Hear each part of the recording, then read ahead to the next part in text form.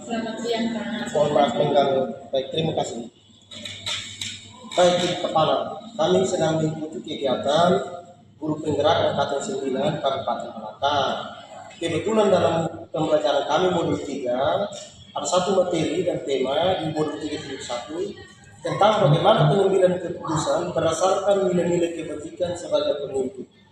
Jadi apakah Ibu ada waktu untuk saya wawancara sekitar 10 menit tentang nilai-nilai kebajikan yang ada di sekolah dan bagaimana cara Ibu mengambil keputusan yang berdasarkan nilai-nilai kebajikan? Ada sedikit waktu yang bisa untuk saya jelaskan, Pak. Baik, terima kasih atas pertanyaannya. Dalam lembaga pemerintah, khususnya instansi ini, ketika saya di dunia etika, saya tidak bisa mengakui apa yang menjadi rasa dalam hati, tetapi saya selalu berpatokan pada aturan-aturan yang berlaku di lingkungan sekolah. Nah, aturan-aturan itulah yang sudah diwujudkan atau sudah diputuskan dalam forum rapat dewan guru. Jadi saya tidak bisa mengikuti rasa yang ada atau juga yang ada dalam hati. Saya selalu berpatokan pada aturan yang sudah disahkan oleh rapat dewan guru. Kemudian rujukan moral di sini selalu berpatokan pada aturan juga. Misalkan teguran pertama, teguran kedua, teguran ketiga tidak mengikuti atau tidak diindahkan, saya tetap kembali kepada aturan yang berlaku. Saya tidak bisa mengambil tindakan di luar aturan.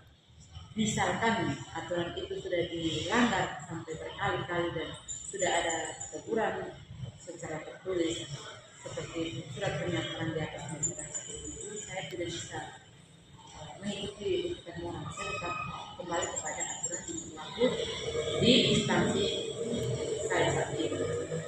Baik, terima kasih Ibu Kepala. Pertanyaan kedua, bagaimana Ibu mengambil keputusan atau praktik yang selama ini Ibu jalankan di dalam instansi untuk mengambil keputusan? Praktik yang saya lakukan di sini sudah berjalan selama 1 semester.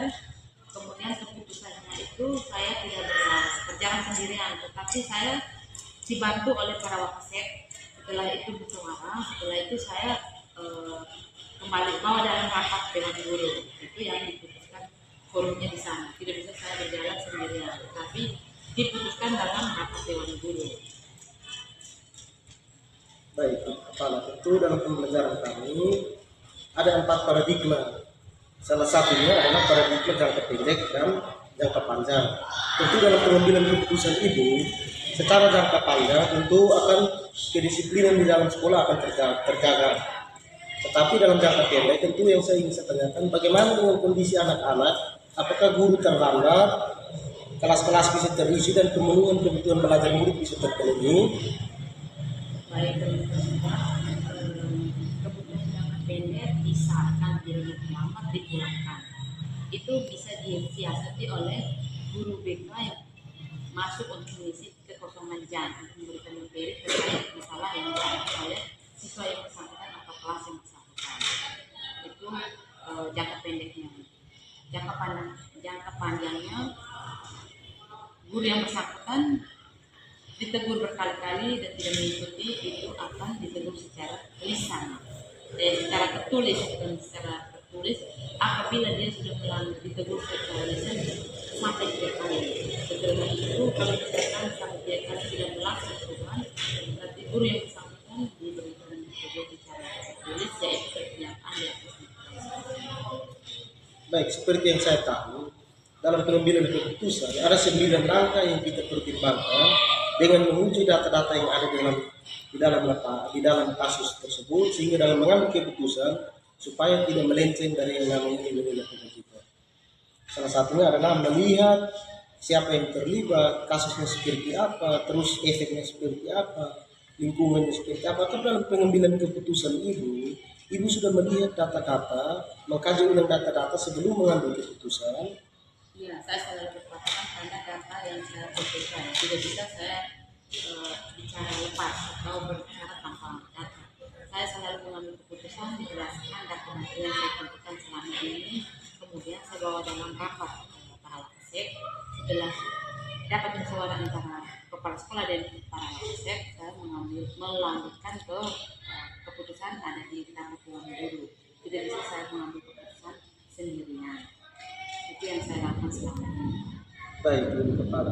Bagaimana Ibu mengidentifikasi bahwa keputusan ini benar-benar dilema etika? Oh, begini salah, begini benar. Tadi bimbang dalam mengambil keputusan. Bagaimana Ibu mengidentifikasi atau melihat ciri-ciri dari dilema etika dan kejujuran moral sehingga dalam pengambilan keputusan Ibu tetap dalam satu komitmen bahwa keputusan ini harus diambil sekarang?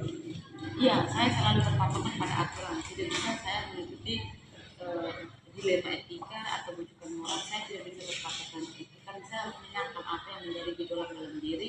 Saya harus kembalikan ke aturan pemerintah. Tidak bisa saya ikuti apa yang menjadi gejolak dalam hati. Walaupun itu menjadi rujukan moral atau menjadi dilema etika. Tetap pada patokannya tetap pada aturan pemerintah. Karena sudah diputuskan dalam notulen rapat, sudah diputuskan oleh rapat dewan guru. Apabila guru yang bersangkutan telah memenuhi, telah menerima teguran secara tertulis berkali-kali, itu keputusannya tetap berjalan seperti aturan yang ada. Baik, Ibu Kepala, terima kasih. Nanti tetap berkomitmen pada aturan, tidak berpatokan pada dilema etika. Bagaimana dalam kasus pengambilan keputusan itu, nilai-nilai kebajikan itu saling bertentangan. Contoh, guru terlambat 1 menit tidak boleh diizinkan masuk, tetapi kelasnya kosong. Itu kan sudah bertentangan. Dari hati ibu kan tentu, oh kasih masuk saja kami takut kelas kosong. Tetapi karena sudah ada aturan sehingga gurunya tetap pulang. Kira-kira itu bertentangan, tapi tidak ibu? Sama-sama benar tetapi bertentangan. Tidak, kalau menurut saya tidak. Karena memang dia terlambat, walaupun korban siswa, tetapi